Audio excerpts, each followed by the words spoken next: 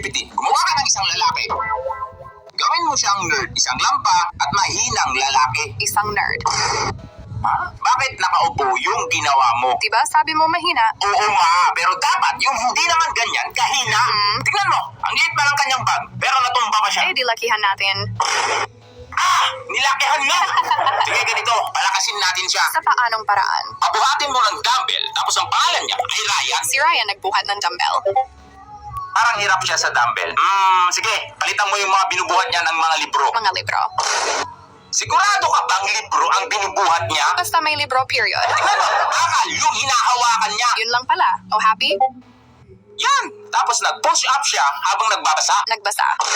Ha? Ano yan? Pinabasa ang libro. Binabasa? Nagbabasa yon habang nagpupush up. Linawin mo kasi. Ang sinabi ko, push-ups, tapos pinaliguan mo lang siya? Tama naman Paano siya naging tama? Tinulak pataas ang basang libro. Tinulak pataas? Push-ups?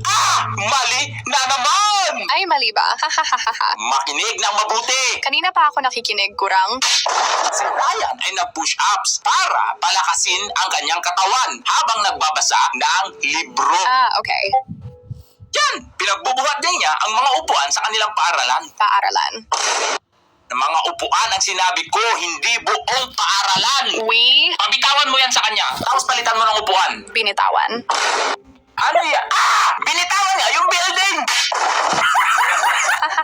Nakakabuwang ba? Ganito ulitin natin. Binuhat niya ang upuan sa loob ng kanilang paaralan. Upuan binuhat.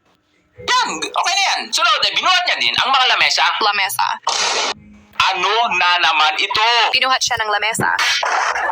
Dapat si Ryan na nagbubuhat ng lamesa. KJ mo. Nice! Siyempre, kahit yung lalagyan ng mga libro, binubuhat niya na din. Wow, ang lakas niya.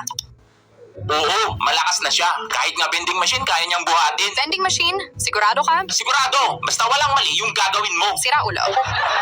Sumunod na eksena ay nakita siya ni Kurt, ang bully sa kanilang paaralan. Pwede na ba ito?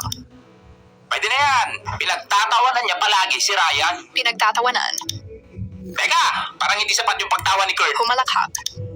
Yan. Tapos iharap mo siya kay Ryan. Iniharap.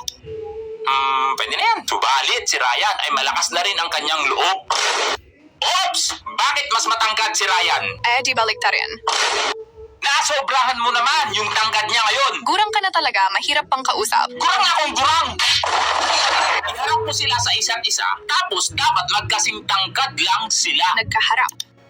Inumagahan sa gym ay binato ni Kurt si Ryan. Pinato ng bola. Ngunit nasalo lang ni Ryan ang bola gamit ang kanyang mga daliri. Tinalo. Dahil sa malakas na si Ryan, inihagis niya din ang bola pabalik kay Kurt. Inihagis ng malakas. At syempre, naiwasan ito ni Kurt. Ha? Ano yan? Goodbye? Goodbye talaga. Kasi na-kick out siya sa school. At bakit? Sa principal kasi tumama yung bola. Tignan mo. Yung principal nakatu... Ay!